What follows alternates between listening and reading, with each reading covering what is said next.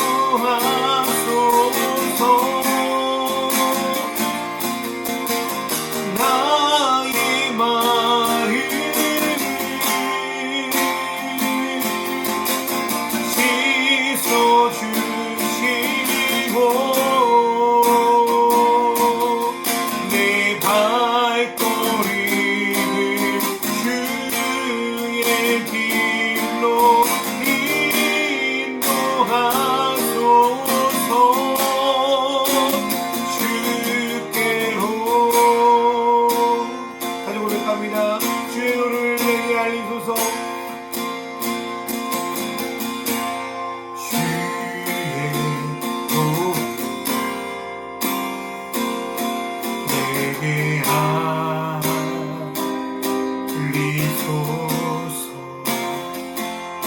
진리의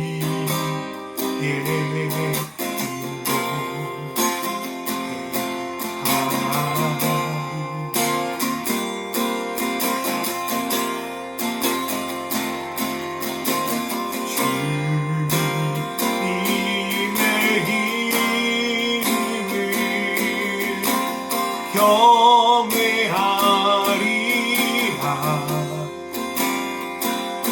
내 마음을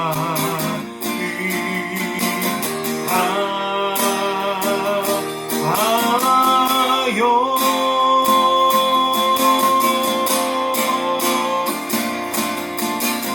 나의 마음을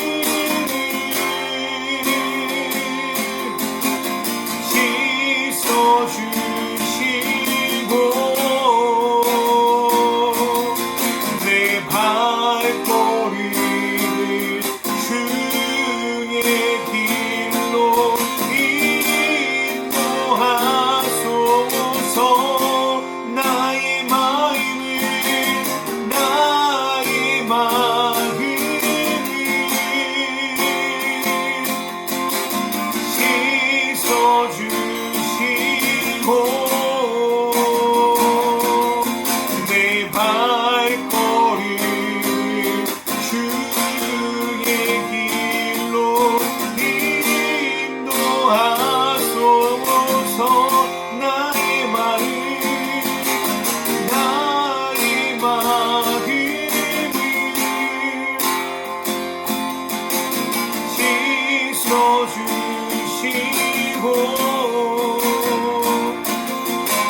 발걸음을 주의 길로 인도하소서. 주께로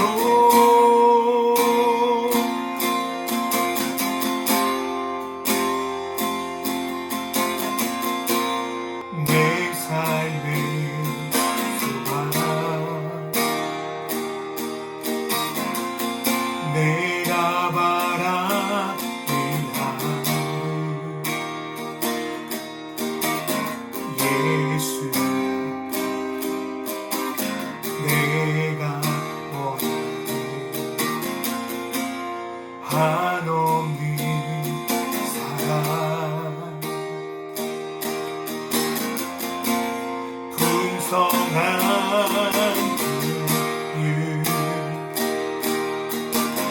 예수 내가 원해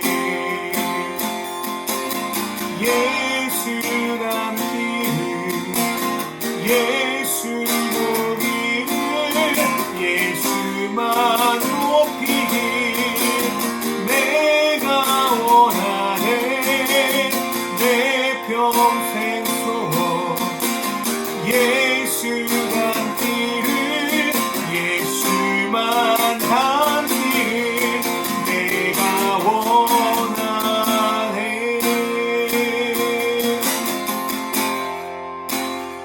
오류하시고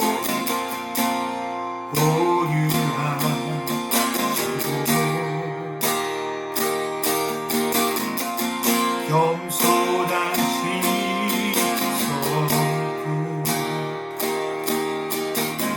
예수 내가 원하는 자비하시고 위로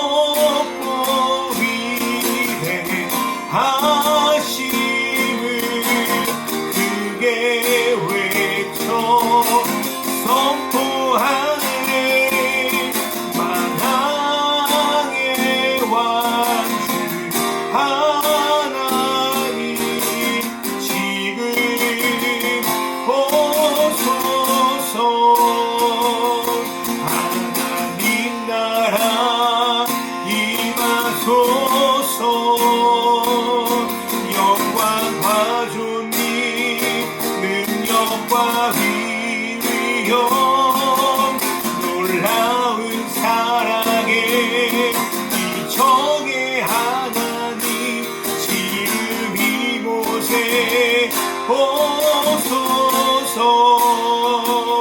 하나님 나라 임하소서.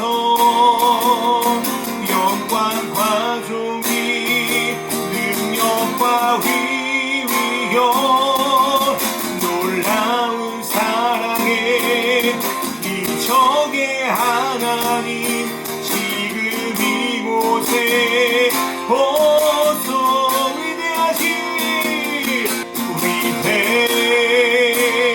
위대하신 주 찬양의 위대하신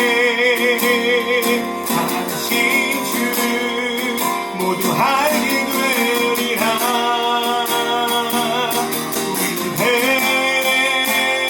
위대하신 주 위대하신 주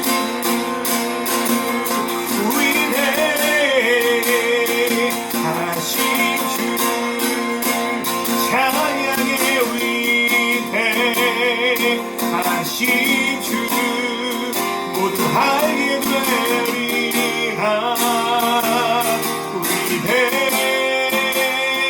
위대하신 주 모든 일을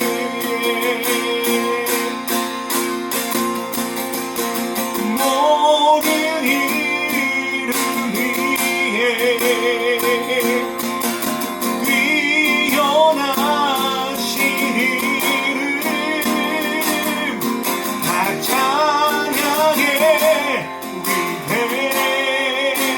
위대하신 주 모든 일을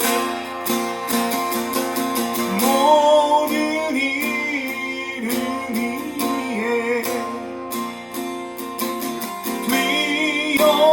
뛰어나신 이름 다 찬양해. 위대하신 주.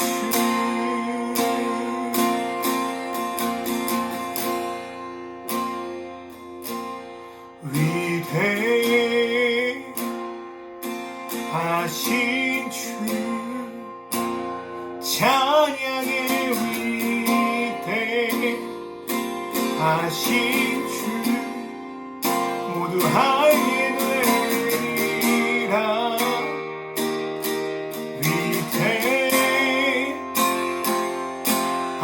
위대하신 주.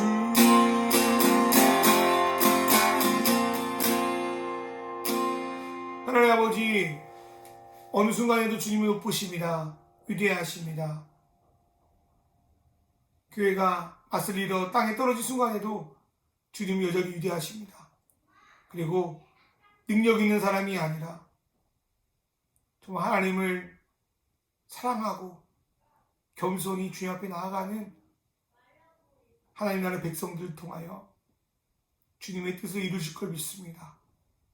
그리고 어떤 순간에서도 절망하지 않고 주님이 이런 분이야, 우리가 믿는 예수님이 이런 분이야 하며 자신의 삶을 하나님께 드리는 믿음의 귀한 백성들 가운데 하나님의 은혜와 사랑을 베풀어 주십시오. 하나님, 우리가 감히 팔복의 삶을 살기 원합니다. 우리는 할 수 없지만 주님께서 성령을 통하여 우리에게 지키게 하겠다고 말씀하셨사오니 우리가 주님을 신뢰하며 하나님 나라 백성으로 팔복의 삶을 살아갈 때 맛이 회복되게 하시고 빛이 회복되게 하여 주셔서 하나님 나라를 이 땅 가운데 증거할 수 있는 믿음의 교회들이 될 수 있도록 인도하여 주시옵소서. 예수님의 이름으로 기도합니다. 아멘. 오늘 말씀은 마태복음 5장 7절부터 13절까지 말씀입니다. 오늘 말씀 마태복음 5장 7절부터 13절까지 말씀입니다. 제가 봉독해 드릴게요. 긍휼히 여긴 자는 복이 있나니 그들이 긍휼히 여김을 받을 것이며 마음이 청결한 자는 복이 있나니 그들이 하나님을 볼 것이며 화평하게 하는 자는 복이 있나니 그들이 하나님의 아들이라 일컬음을 받을 것이며 의를 위하여 박해를 받는 자는 복이 있나니 천국이 그들의 것이니라. 나로 말미암아 너희를 욕하고 박해하고 거짓으로 너희를 거슬려 모든 악한 말을 할 때에는 너희에게 복이 있나니 기뻐하고 즐거워하라. 하늘에서 너희의 상이 큼이라. 너희 전에 있던 선지자들도 이같이 박해하였느니라.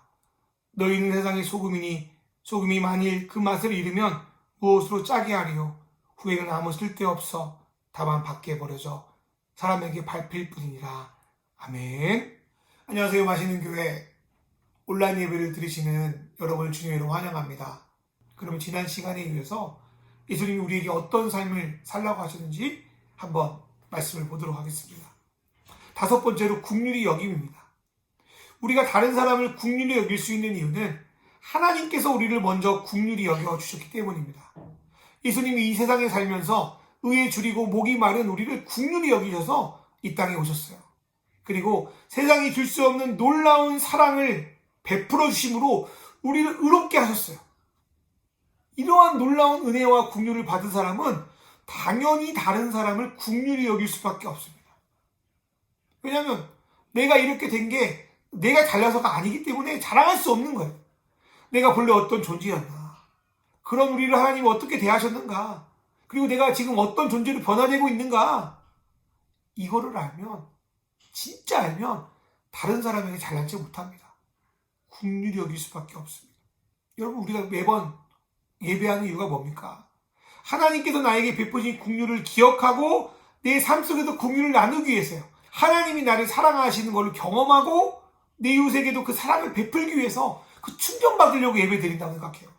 예수님은 다른 사람을 국률이 여기는 자를 자기도 국률이 여기신다고 말씀하셨어요. 이 말씀을 거꾸로 해보면 어떤 뜻입니까?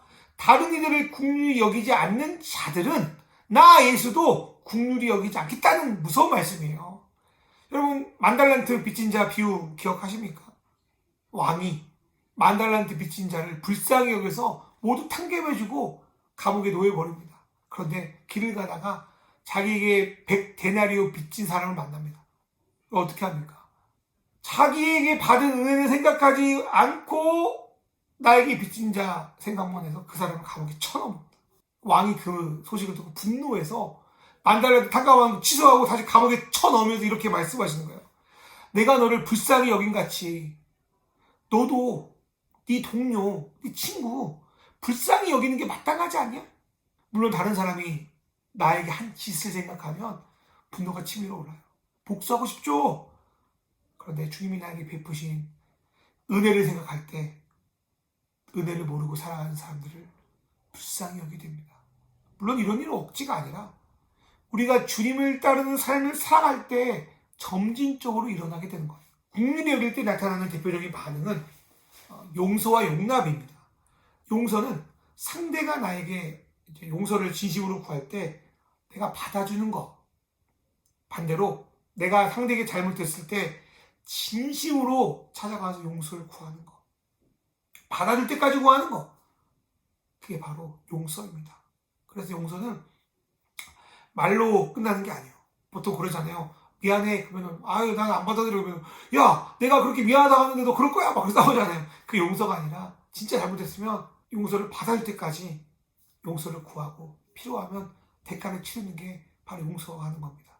그럼 용납은 뭐냐? 용납은 상대가 나에게 용서를 구하던 그렇지 않던 더 이상 그 어려움 때문에 내 삶이 망가지는 거를 끊어버리는 거예요.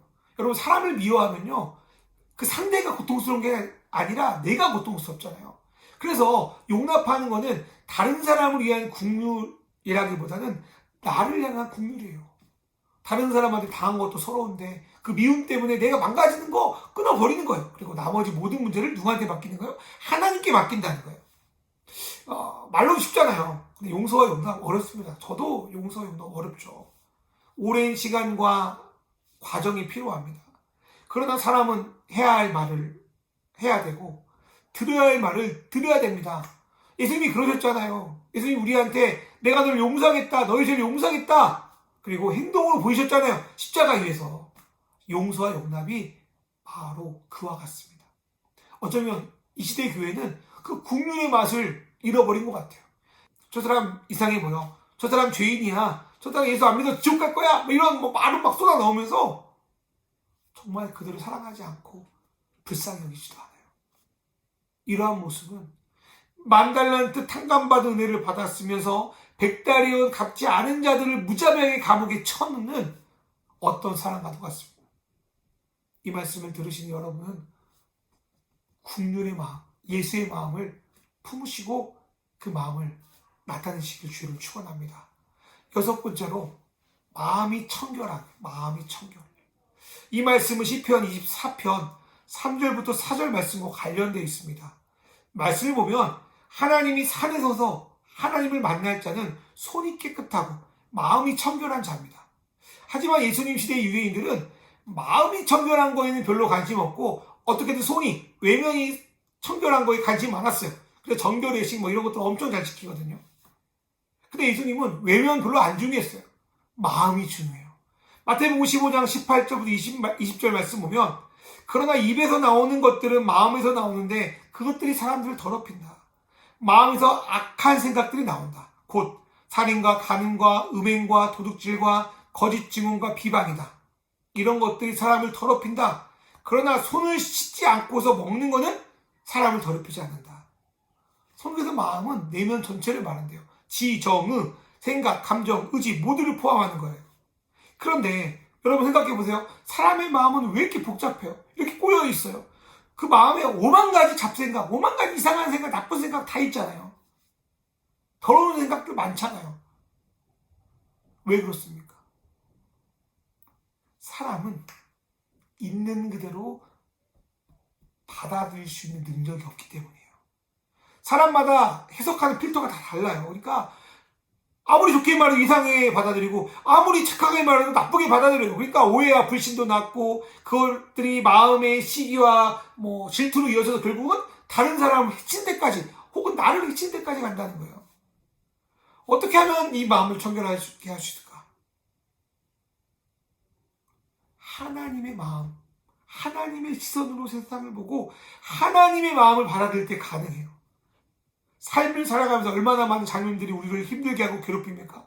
그런데 마음이 청결한 자는 뭐예요? 하나님의 뜻 이외에 다른 것들은 내려놓고 단순하게 하나님의 뜻을 따라 살아가는 사람이 마음이 청결한 거예요.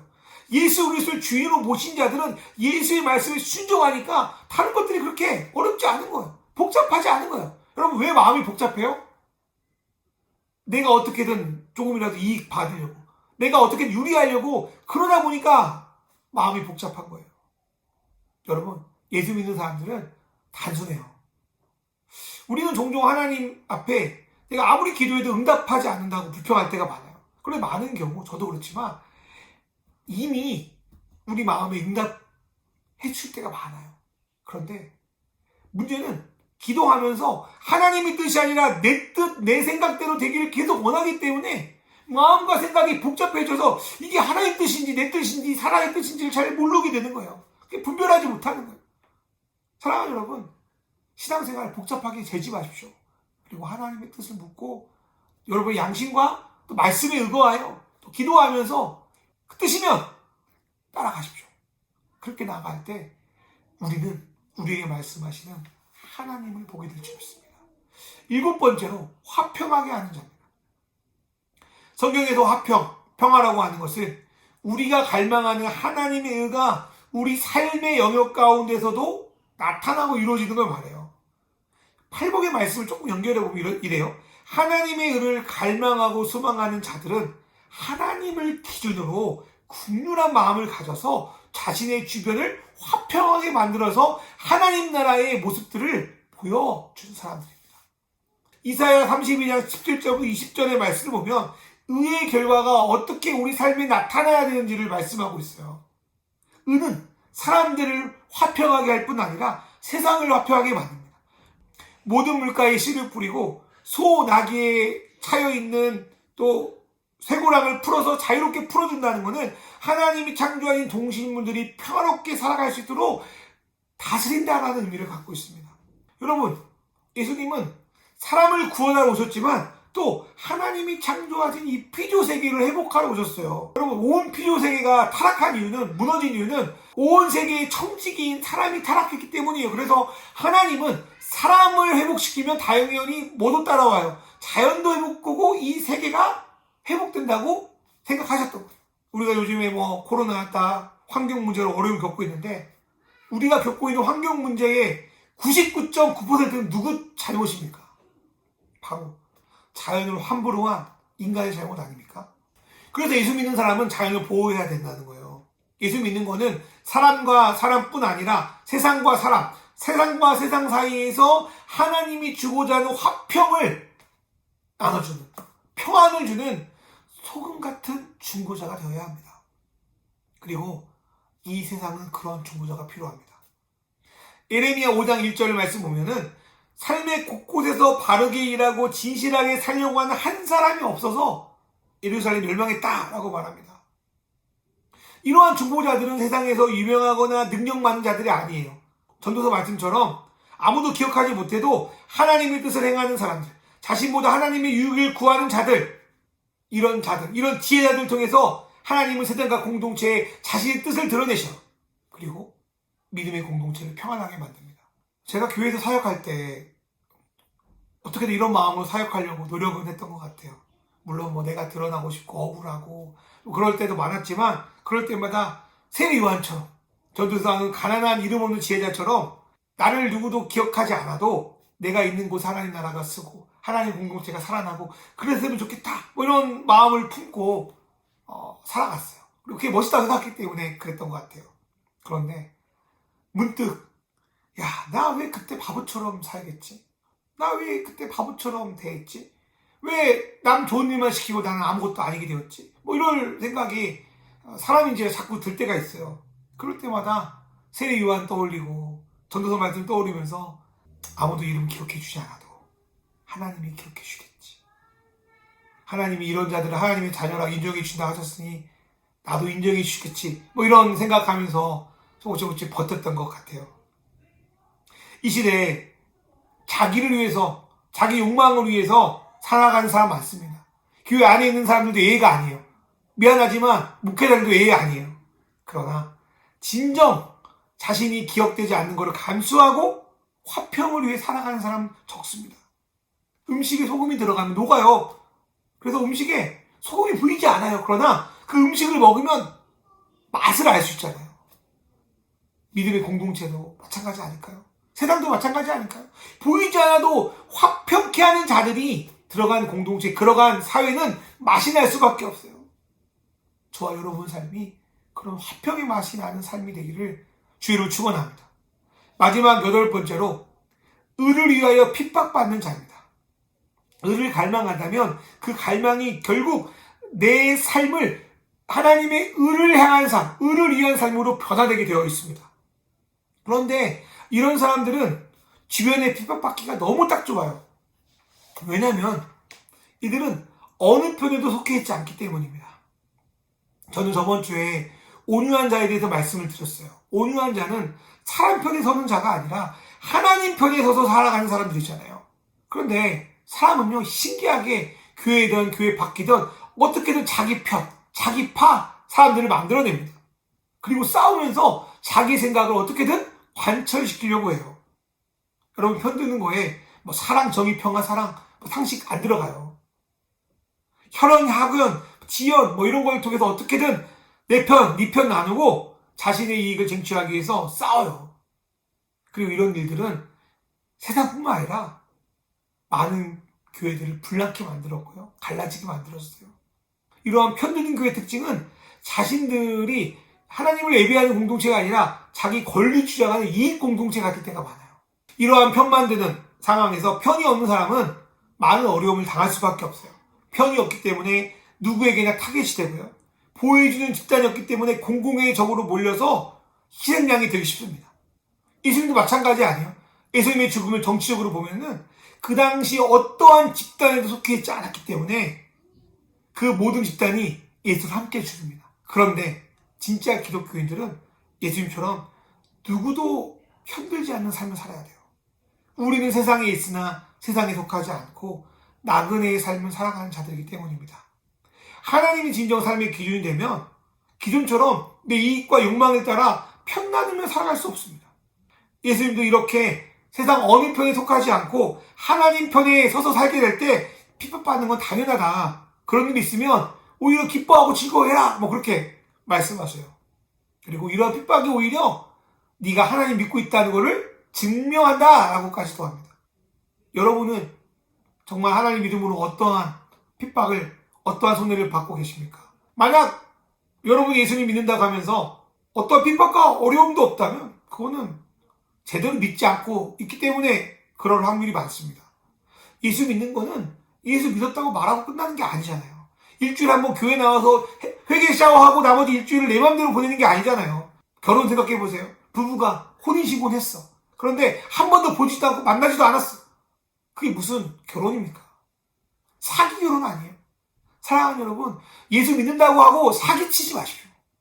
예수 믿는다는 거는 예수님과 결혼하여 온전한 관계를 맺는 거잖아요. 예수님이 지신 짐 함께 지고 그분의 원하는 삶을 함께 나누는 거잖아요. 그렇기 때문에 예수님 핍박 당한 것처럼 핍박 당하는 거 당연합니다. 예수님이 당하신 핍박 생각해 보세요. 로마한테 당한 핍박이 많습니까? 아니면은 예수 하나님 잘 믿는다고 하는 사람들에게 당한 핍박이 많습니까? 훨씬 더 하나님 잘 믿는다고 했던 사람들에게 받은 핍박이 많아요. 오늘은 어떻습니까? 이 시대 하나님의 온전한 뜻을 이야기하면 이들을 가장 핍박하는 사람들, 세상 사람들 아니에요. 이들을 핍박하는 사람들, 나름 교회상 열심히 하고 축복 많이 받았다는 사람들이 이들 핍박해요. 이번 코로나 상황에도 그렇잖아요. 한국 교회의 문제가 무엇이 명백하게 보여주지만 회개 안 해요. 뻔뻔하게 살아요. 무슨 가짜 백신 있다고 말하고요. 정부가 교회 핍박한다고 말하고요. 자기 권리 찾고요. 그런 이야기하는 사람 이단 취급하잖아요. 이런 거 볼 때 믿는 사람들도 절망을 느끼는데 세상 사람들은 얼마나 교회가 적폐라고 생각하겠어요. 그런데 오늘 이 말씀, 의를 위하여 핍박받은 자에게 하나님 나라를 주신다는 이 말씀이 저에게 큰 위로가 됩니다. 아무리 세상이 어려워지고 이제까지 한국교회를 이끌었던 시스템 자체가 무너지는 속에서도 어떻게든 팔복의 삶을 살려고 애쓰다가 핍박받는 자들, 핍박받는 성도들, 또 그렇게 살아가는 목사님들, 이분들을 통하여 하나님은 이 땅에 하나님 나라 공동체를 세울 거라고 저는 믿습니다. 예수님이 누구인지도 제대로 알고 그분을 진실로 따라가는 자들을 통하여 사람이 세운 교회가 아니라 주님이 세운 교회를 세운다고 말씀했습니다. 이제 어떤 분이 성령 없이도 교회는 부흥한다라고 말했어요. 충격 아닙니까? 교회 많이 나오고 돈 많고 화려한 건물 지었는데 그게 하나님 뜻이 아닐 수도 있다는 거 아니에요. 겉만 번지르하고 진정으로 하나님을 예배하지 않는 성전을 돌 위에 돌 하나도 남기지 않고 무너뜨려버리고 진정 하나님을 믿는 공동체를 세우신 예수님처럼 오늘 우리가 살아가는 이 땅에 주님의 교회가 세워질 것을 전 소망합니다. 하나님의 국물로 용서하는 사람, 하나님을 바라보며 단순하게 살아가는 사람, 어느 곳에서든지 주님의 화평을 이루는 사람, 핍박 속에서도 소망을 잃지 않는 사람, 이런 팔복의 맛을 내는 사람들을 통해 주님의 나라, 주님의 교회가 세워질 걸 저는 믿습니다. 이렇게 열매 맺는 삶이 저와 여러분의 삶이 되기를 소원합니다. 그러나 우리가 기대한 만큼 열매를 맺지 못해도 하나님 앞에 섰을 때 조금이나마 부끄럽지 않은 모습 보여주기 위해서 기도합시다. 그리고 우리 주변 사람들과 나에 함께하는 친구들에게 소금의 맛을 보여줄 수 있는 그런 교회 될 수 있도록 같이 기도해 주셨으면 좋겠습니다. 기도 제목 나누겠습니다. 어떤 상황에서도 사람이 아니라 주님이 세우실 교회를 소망하며 믿음 붙들며 살아가게 하소서. 기대한 만큼 열매 맺지 못해도 하나님 앞에 어떤 모습으로 서게 될지를 늘 기억하게 하소서. 우리 주변 사람들과 함께하는 친구들에게 팔복의 맛을 전하는 교회 되게 하소서. 이 시간 조용히 묵상하며 기도하겠습니다.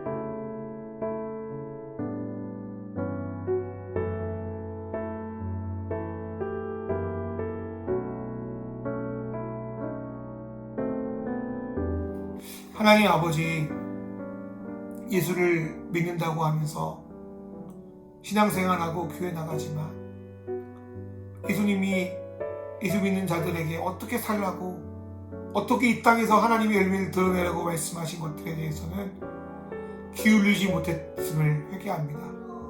그래서 이 땅에 많은 그리스도인들이 교회 안에서만 성도고 교회 밖에서는 맛을 잃은 소금처럼 길가에 밟혀버린 일들이 얼마나 참혹한지 모릅니다. 그래도 하나님께서 하나님의 뜻대로 살아가는 사람을 통하여 다시 하나님의 교회를 세우고 하나님의 나라를 보여주겠다는 그 말씀을 붙들고 오늘을 살아갑니다. 주님, 우리가 제대로 배우게 하여 주시고 제대로 다른 사람을 사랑하게 하여 주시고 제대로 다른 사람을 섬길 수 있도록 인도하여 주시고, 하나님, 어느 곳에 가든지 마음이 청결하고 화평을 전하는 자들, 그리고 때때로 우리 가운데 찾아오는 여러 가지 시험과 환난에도 믿음 잃지 않고 그분의 길을 걸어가는 그런 팔복의 삶 살아갈 수 있도록 인도하여 주시고, 하나님 아버지, 혹여나 눈에 보이는 열매가 맺지 않더라도 주님 앞에 가서 그래도 덜 부끄러운 삶을 살았다고 주님 앞에 내 자신을 내어놓을 수 있는 그런 사람들이 될 수 있도록 인도하여 주십시오. 하나님, 아시는 교회를 위해서 기도합니다. 교회가 수많이 많이 있는데 굳이 한 교회를 세울 이유가 뭐가 있겠습니까? 하나님, 세상의 것, 세상의 축복, 주의, 숫자, 그런 데 의지하지 않고 우리 가정과 우리와 함께하는 자들이 정말 세상의 빛, 세상의 소금으로 살아갈 수 있도록 주님의 맛을 내는 공동체 될 수 있도록 주님 인도하여 주시옵소서. 예수님 말씀 붙들고 살아가다가 지치고 있는 분들 많이 있습니다. 위로해 주셔서 힘주셔서 다시 회복하여 세상의 여러 가지 유혹과 시험에도 좌절하지 말고 타협하지 말고 주님의 길을 갈 수 있도록 인도하여 주시옵소서.